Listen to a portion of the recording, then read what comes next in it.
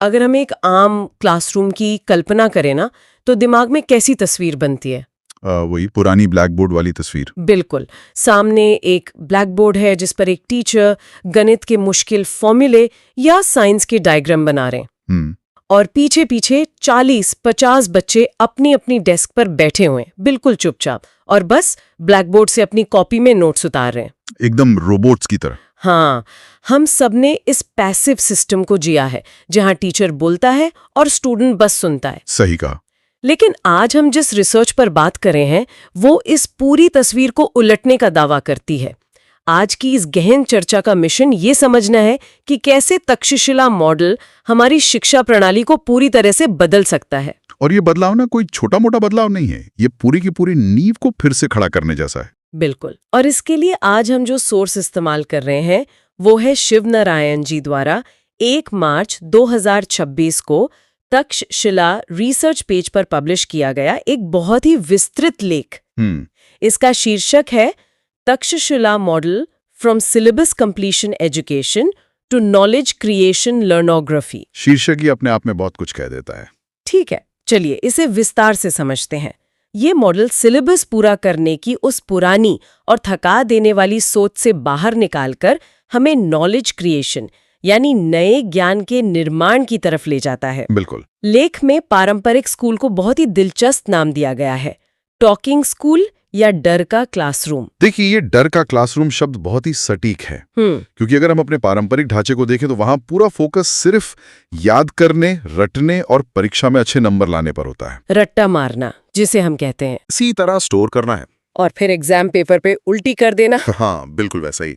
गलत जवाब देने का डर, सिलेबस छूटने का डर और सबसे बड़ा डर एग्जाम में फेल होने का डर। उफ, ये डर तो हम सबने महसूस किया है। और यही डर सीखने की असली प्रक्रिया को मार देता है। ज्ञान को इस तरह से ऊपर से थोपा नहीं जा सकता। हम सबने वो टॉकिंग स्कूल झेला है जहां हम बस घड़ी देखते रहते थे कि कब 40 मिनट खत्म होंगे। हाँ। लेकिन लेख में तक्षशिला मॉडल को इसका समाधान बताया गया है। हाँ, और यहाँ सबसे आकर्षक बात यह है कि हालांकि इसका नाम प्राचीन तक्षशिला विश्वविद्यालय से प्रेरित है, लेकिन ये इतिहास में वापस जाने की कोई नॉस्टैल्जिक कोशिश नहीं है। मतलब ये कोई गुरुकुल सिस्टम वापस लाने की बात नहीं हो रही है। नहीं, बिल्कुल नहीं। ये पूरी तरह से मॉडर्न साइंस पर आधारित है। इसे न्यूरो साइंस और मोटर साइंस के साथ मिलाकर तैयार किया गया है। अच्छा। और इसे ब्रेन पेज क्लासरूम या हैप्पीनेस क्लासरूम का नाम दिया गया है। ये कोई आम कमरा नहीं है, ये एक मोटर कॉग्निटिव आर्किटेक्चर है। रुकिए, ये मोटर कॉग्निटिव आर्किटेक्चर सुनकर थोड़ा टेक्निकल लग रहा है। हाँ, शब्द थोड़े भारी हैं। आसान भाषा में इसका मतलब क्या है? क्या बच्चे क्लास में भाग दौड़ कर रहे हैं? भाग दौड़ नहीं, लेकिन वे शारीरिक रूप से सक्रिय जरूर हैं। कैसे? देखिए, मोटर का मतलब है हमारे फिजिकल मूवमेंट्स, हमारे हाथों का इस्तेमाल, और कॉग्निटिव का मतलब है हमारे सोचने समझने की क्षमता। पारंपरिक स्कूलों में सिर्फ कॉग्निटिव हिस्से पर जोर होता है, दिमाग से सुनो और याद करो, और हाथ सिर्फ नोट्स लिखने के काम आते हैं बस। लेकिन तक्षशिला मॉडल में बच्चे अपने हाथों से चित्र बनाते हैं, छोटे व्हाइट बोर्ड पर फॉर्मूले लिखते हैं, एक दूसरे को चीजें समझाते हुए इशारे करते हैं। मतलब वे लगातार एक्टिव है। और दिमाग यानी कॉग्निटिव एक साथ काम करते हैं, तो ज्ञान केवल एक व्यक्ति से दूसरे व्यक्ति को ट्रांसफर नहीं होता, बल्कि बच्चे खुद उस ज्ञान को मैन्युफैक्चर करते हैं। ये ज्ञान को मैन्युफैक्चर करना सच में एक बड़ा विचार है। बिल्कुल। मैंने जब इस लेख को पढ़ा तो मुझे इसका स्ट्रक्चर बहुत ही कमाल का लगा। लेख में इस क्लासरूम का एक पूरा गणितीय ढांचा समझाया गया है। हाँ, वो 7x7 वाला मॉडल। हाँ, जिसे 7x7 + 1 मिनिएचर स्कूल आर्किटेक्चर कहा गया है। अब जो लोग इस चर्चा को सुन रहे हैं उनके लिए मैं इन संख्याओं के खेल को थोड़ा डिकोड करती हूँ। बिल्कुल, ये समझना बहुत जरूरी है कि ये काम कैसे करता है। तो होता ये है कि क्लासरूम में कुल 49 सीखने वाले यानी लर्नर्स होते हैं। अब इस 49 की भीड़ को एक साथ नहीं बिठाया जाता, इन बच्चों को 7-7 के 7 छोटे समूहों में बांट दिया जाता है। सही। और इन छोटे समूहों को मिनिएचर स्कूल या छोटा स्कूल कहा गया है। हर एक 7 बच्चों के ग्रुप के पास अपना खुद का एक छोटा व्हाइट बोर्ड होता है। मतलब क्लासरूम अब एक बड़ा कमरा नहीं रहा जहां 50 बच्चे एक ही बड़े बोर्ड को घूर रहे हैं। एग्जैक्टली। ये एक कमरे के अंदर 7 छोटे छोटे स्कूलों का एक इकोसिस्टम बन गया है। और मजे की बात यह है कि इन छोटे स्कूलों को चलाने के लिए किसी एक टीचर की जरूरत नहीं होती। हाँ, ये मैंने भी पढ़ा। तो फिर वो +1 क्या है? जो +1 की बात इस 7x7 प्लस एक मॉडल में हुई है, वो असल में फेज सुपीरियर है। Phase superior? हाँ, ये कोई ट्रेडिशनल टीचर नहीं है, बल्कि एक एडवांस प्री ट्रेन लर्नर होता है जो पूरे क्लासरूम के सिस्टम को ओवरसी करता है। मतलब वो सिर्फ निगरानी रखता है? हाँ, वो एक केंद्रीय बड़े व्हाइट बोर्ड का इस्तेमाल करता है, लेकिन उसका काम लेक्चर देना नहीं है। उसका काम बस सिस्टम को सुचारू रखना है। तो असली पढ़ाई कहाँ हो रही है? असली जादू तो उन 7 छोटे स्कूलों के अंदर होता है। हाँ, मैंने लेख में पढ़ा कि हर ग्रुप के अंदर अलग अलग भूमिकाएं या रोल्स बटे हुए हैं। बिल्कुल। जैसे एक मॉडल लर्नर होता है जो शायद उस समूह का लीडर है, फिर एक सिस्टम मॉड्यूलेटर होता है, एक क्लास ऑपरेटर होता है, 5 सब्जेक्ट हेड्स होते हैं, और एक टास्क मॉडरेटर होता है जिसे बड़ा शिक्षक या बिग टीचर कहा गया है। लेकिन ईमानदारी से कहूं तो ये सिस्टम मॉड्यूलेटर और क्लास ऑपरेटर जैसे शब्द तो मुझे किसी साई-फाई फिल्म के लग रहे हैं। हाँ, पहली बार सुनने में ऐसे लगता है। असल में क्लासरूम के अंदर ये 10-11 साल के बच्चे कर क्या रहे हैं इन रोल्स के साथ? ये शब्द सुनने में थोड़े भारी लग सकते हैं, लेकिन इनका काम बहुत ही प्रैक्टिकल है। अच्छा। मान लीजिए 7 बच्चों का ग्रुप गणित का एक चैप्टर पढ़ रहा है। ठीक है। सिस्टम मॉड्यूलेटर वो बच्चा है जो ये तय करेगा कि आज के चैप्टर की मुख्य परिभाषाएं क्या हैं और उन्हें बोर्ड पर कैसे लिखना है। ओके। क्लास ऑपरेटर वो बच्चा है जो ये देखेगा कि उन परिभाषाओं को असल सवालों या फंक्शन मैट्रिक्स में कैसे अप्लाई करना है। और टास्क मॉडरेटर वो बच्चा है जो ये सुनिश्चित करता है कि पूरा ग्रुप एक साथ काम कर रहा है और कोई पीछे नहीं छूट रहा। मतलब टीचर अब सिर्फ लेक्चर देने वाला नहीं रहा, नहीं, वो एक मॉडरेटर बन गया है। और बच्चों ने खुद ही क्लासरूम का कंट्रोल अपने हाथ में ले लिया है। इसे ही लेख में डिस्ट्रीब्यूटेड इंटेलिजेंस कहा गया है, राइट? एकदम सही। ये सिस्टम क्लासरूम से उस पुरानी सेंट्रलाइज्ड अथॉरिटी यानी एक अकेले टीचर के कंट्रोल को खत्म कर देता है। बुद्धिमत्ता या जिम्मेदारी अब 7 बच्चों में बढ़ गई है। बिल्कुल। लेकिन जरा सोचिए, अगर हम 7 बच्चों को एक व्हाइट बोर्ड के सामने बिना किसी कंट्रोलिंग टीचर के छोड़ दें, तो क्या वहां पढ़ाई से ज्यादा शोर शराबा नहीं होगा? क्या बच्चे आपस में लड़ेंगे नहीं? लेख इस बात को कैसे समझाता है कि अनुशासन कैसे बना रहता है? ये एक बहुत ही लाजमी सवाल है और इसका जवाब इसी डिस्ट्रीब्यूटेड मॉडल में छुपा है। कैसे? सबसे अच्छी बात यह है कि लीडरशिप की भूमिकाएं हमेशा एक ही बच्चे के पास नहीं रहती, ये रोटेट होती रहती हैं। अच्छा, मतलब रोल्स बदलते हैं। हाँ, जो बच्चा आज सिस्टम मॉड्यूलेटर है वो कल क्लास ऑपरेटर होगा। जब बच्चे साथ मिलकर एक समस्या सुलझाते हैं तो असहमति या कॉन्फ्लिक्ट होना तय है। वो तो है, बच्चे तो बहस तो करेंगे ही। लेकिन क्योंकि टीचर उन्हें चुप कराने के लिए वहां डंडा लेकर नहीं खड़ा है, उन्हें खुद उस असहमति को सुलझाना पड़ता है। तो वे टीम वर्क और लीडरशिप सिर्फ किताब से पढ़कर नहीं सीख रहे हैं। बिल्कुल। लीडरशिप, नेगोशिएशन और संघर्ष समाधान जैसे सॉफ्ट स्किल्स लेक्चर देकर नहीं सिखाए जा सकते। सही बात है। जब बच्चे व्हाइट बोर्ड पर किसी गणित के फॉर्मूले को लेकर बहस करते हैं और फिर एक नतीजे पर पहुंचते हैं, तो वे असल में इन स्किल्स की प्रैक्टिस कर रहे होते हैं। वे काम करते हुए सीखते हैं। यहाँ ये बात सच में बहुत दिलचस्प हो जाती है। हाँ, क्योंकि लेख में कुछ ऐसे उदाहरण दिए गए हैं जो इस पूरे सिद्धांत को बिल्कुल साफ कर देते हैं। जैसे कि भौतिकी वाला उदाहरण। हाँ, फिजिक्स में न्यूटन के नियमों को सीखना। एक आम स्कूल में टीचर नियम रटवाता, बच्चे सुनते और फिर घर के लिए ढेर सारा होमवर्क मिल जाता, जो कभी पूरा नहीं होता। एकदम सही। लेकिन तक्षशिला मॉडल में क्या होता है? बच्चे अपनी किताब पढ़ते हैं और फिर अपने छोटे व्हाइट बोर्ड पर बल या फोर्स के डायग्राम बनाते हैं। वे वास्तविक जीवन के उदाहरण बनाते हैं, जैसे डेस्क को धकेलना या साइकिल चलाना। वे इसे केवल पढ़ नहीं रहे हैं, वे इसे ड्रॉ कर रहे हैं। और सबसे बड़ी बात जो इस लेख में है, क्या? कोई होमवर्क नहीं। ये तो हर बच्चे का सपना होता है। बिल्कुल। सब कुछ उसी क्लासरूम में पूरा हो जाता है, जिसे लेख में नॉलेज ट्रांसफर स्पेस कहा गया है। मतलब घर जाने के बाद कोई स्कूल का काम नहीं, घर जाने तक वो कॉन्सेप्ट उनके दिमाग में पूरी तरह छप चुका होता है। इसका दूसरा उदाहरण जो लेख में है, वो तो शिक्षा के पारंपरिक नजरिए को पूरी तरह से चुनौती देता है। कौन सा उदाहरण? 10 साल की उम्र में कैलकुलस सीखना। बाप रे, 10 साल का बच्चा और कैलकुलस! मुझे तो कॉलेज में कैलकुलस देख के पसीने आ गए थे। वे ये कैसे कर रहे हैं? यही तो इस हैप्पीनेस क्लासरूम की ताकत है। आमतौर पर कैलकुलस के नाम से ही बड़े बड़े छात्रों को डर लगता है, क्योंकि वे सिर्फ लंबे लंबे फॉर्मूले रटते हैं। हाँ, dy/dx और पता नहीं क्या क्या। एग्जैक्टली। उन्हें पता ही नहीं होता कि dy/dx का असल जिंदगी में मतलब क्या है। लेकिन तक्षशिला मॉडल में 10 साल के बच्चे ढलान या स्लोप की कल्पना एक पहाड़ पर चढ़ने के रूप में करते हैं। यानी वे उस ढलान को अपने छोटे व्हाइट बोर्ड पर ड्रॉ करते हैं। हाँ, वे पहाड़ ड्रॉ करते हैं और फिर देखते हैं कि जैसे जैसे वे आगे बढ़ते हैं ऊंचाई कैसे बदलती है। वाओ! वे बदलाव की दर यानी रेट ऑफ चेंज के विजुअल मैप बनाते हैं और फिर एक बच्चा दूसरे बच्चे को समझाता है। इसे लेख में शायद रेसिप्रोकल लर्नोरफी कहा गया है। हाँ, रेसिप्रोकल लर्नोरफी ये न्यूरोसाइंस का एक बेहतरीन एप्लीकेशन है। इस न्यूरोसाइंस वाले हिस्से को थोड़ा और आसान भाषा में समझाइए।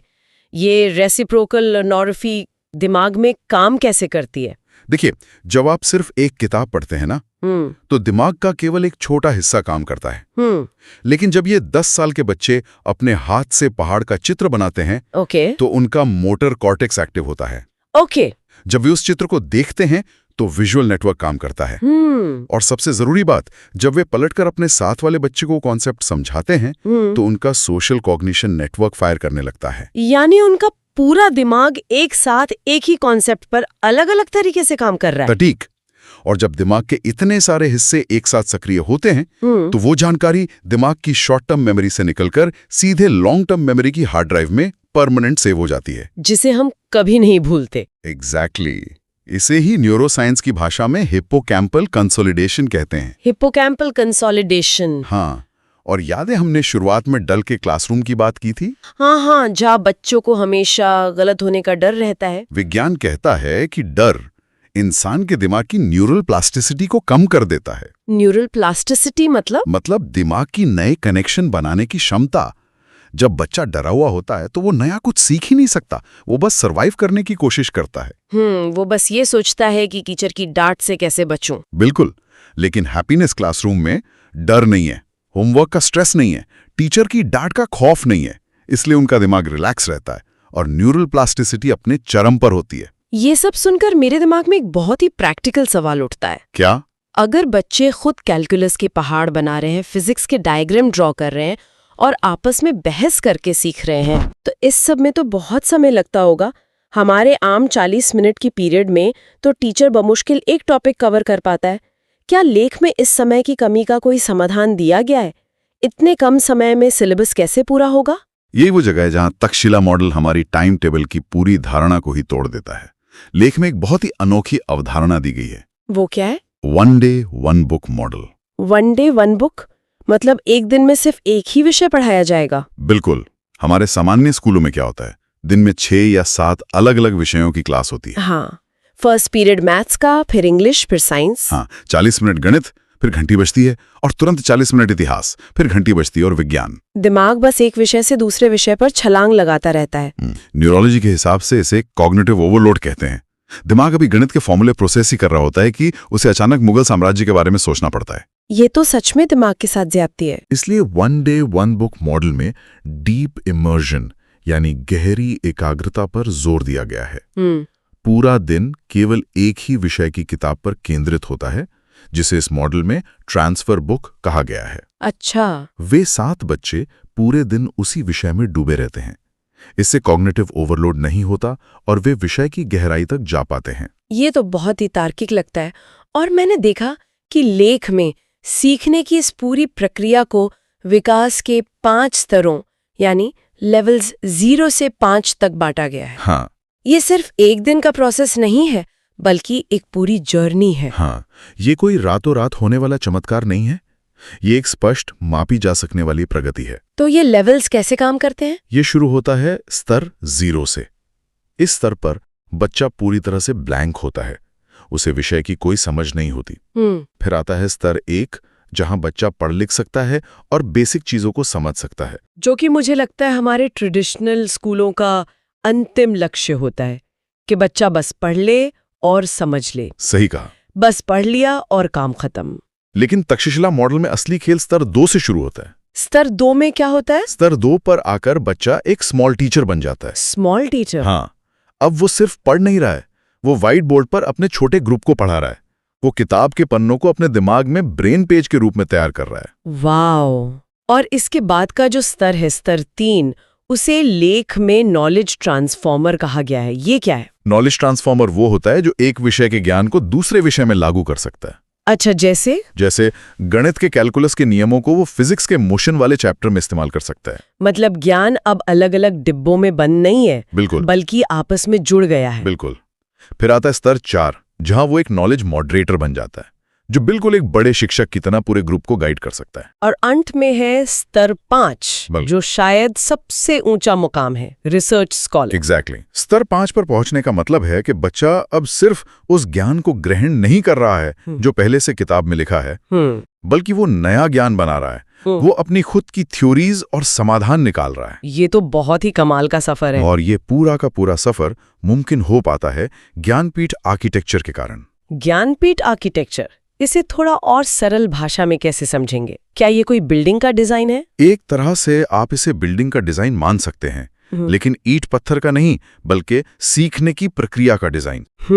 ज्ञानपीठ आर्किटेक्चर असल में इस पूरे सिस्टम का स्ट्रक्चरल ब्लूप्रिंट है। ये स्पेस को सिर्फ एक कमरे की तरह नहीं देखता। तो ये क्या करता है? ये सुनिश्चित करता है कि क्लासरूम एक निष्क्रिय जगह से बदलकर एक सक्रिय नॉलेज इंजीनियरिंग लैब बन जाए। अच्छा। इस आर्किटेक्चर के अंदर 7 कॉग्निटिव डायमेंशंस होते हैं, वही डायमेंशंस जिन्हें हैंडल करने के लिए हमने शुरू में सिस्टम मॉड्यूलेटर और क्लास ऑपरेटर जैसे रोल्स की बात की थी। हाँ, अब समझ आ रहा है कि वो सब कैसे जुड़ा हुआ है। ज्ञानपीठ आर्किटेक्चर ये सुनिश्चित करता है कि जो ज्ञान किताब में है वो सिर्फ कॉपी में ना छपे, बल्कि बच्चे के दिमाग में एक ब्रेन पेज के रूप में हमेशा के लिए छप जाए। तो इस सब का असल मतलब क्या है? अगर हम इस पूरी चर्चा के धागों को एक साथ जोड़ें तो बात एकदम साफ है। बिल्कुल।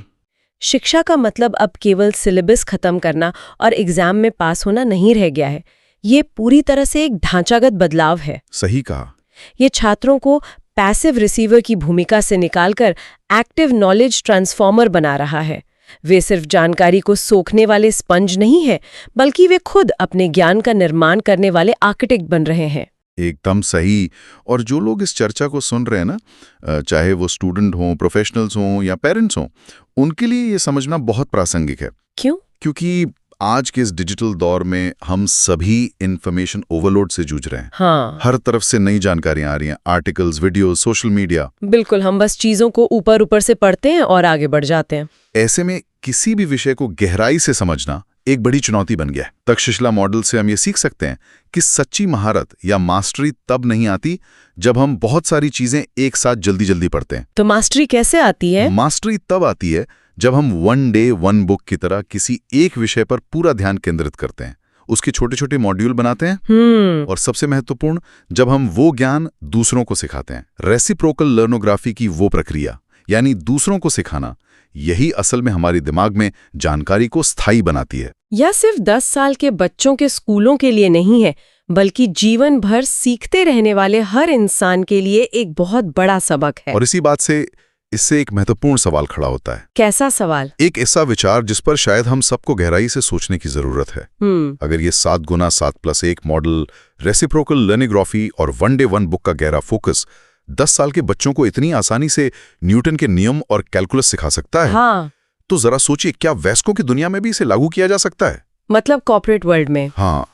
क्या कॉर्पोरेट वर्कस्पेस या हमारे खुद के सेल्फ लर्निंग रूटीन को इसी तरह डिस्ट्रीब्यूटेड इंटेलिजेंस और एक्टिव मोटर कॉग्निटिव फ्रेमवर्क के आधार पर फिर से डिजाइन किया जा सकता है? ओहो ये तो सच में दिमाग की बत्ती जला देने वाला विचार है। हम ऑफिसों में जो करते हैं वो भी तो एक तरह का टॉकिंग स्कूल ही है ना? बिल्कुल है। क्या हम अपनी उन लंबी, बोरिंग और थकाऊ मीटिंग्स को और बॉस द्वारा मेमो भेजने के उस एक तरफा कल्चर को हटाकर अपने दफ्तरों में ऐसे ही नॉलेज ट्रांसफर इकोसिस्टम बना सकते हैं, जहां सब बस सुनते न रहें बल्कि खुद इन्वॉल्व हों? हाँ, जहां 50 लोगों की मीटिंग की जगह 7-7 के छोटे ग्रुप्स हों, जहां हर कोई एक स्मॉल टीचर हो, जहां गलतियां करने के डर की जगह एक हैप्पीनेस वर्कस्पेस हो, और जहां हम सिर्फ अपनी टू डू लिस्ट ना निपटाएं बल्कि असल में नए आइडियाज और ज्ञान का निर्माण करें। एग्जैक्टली। वाह, ये सच में एक ऐसा विचार है जो केवल शिक्षा प्रणाली की 4 दीवारी तक सीमित नहीं है, बल्कि हमारे काम करने, सोचने और जीने के तरीके को पूरी तरह से बदल सकता है। बिल्कुल बदल सकता है। जो भी लोग इस चर्चा को सुन रहे हैं, मैं चाहूंगी कि वे इस विचार पर आज जरूर मंथन करें। अगली बार जब आप किसी बोरिंग मीटिंग में बैठें या कोई मुश्किल विषय समझने की कोशिश करें, तो खुद से पूछें, क्या मैं इसे एक नॉलेज क्रिएशन स्पेस में बदल सकती हूँ? क्या मैं इसका एक विजुअल मैप बनाकर अपने किसी साथी को समझा सकती हूँ? यह एक बहुत ही शानदार शुरुआत होगी। इस सवाल के साथ हम आज की ये अद्भुत और विचारोत्तेजक गहन चर्चा यहीं समाप्त करते हैं। गहराई में जाते रहिए, ज्ञान को बांटते रहिए और सबसे महत्वपूर्ण नई संभावनाओं पर विचार करते रहिए।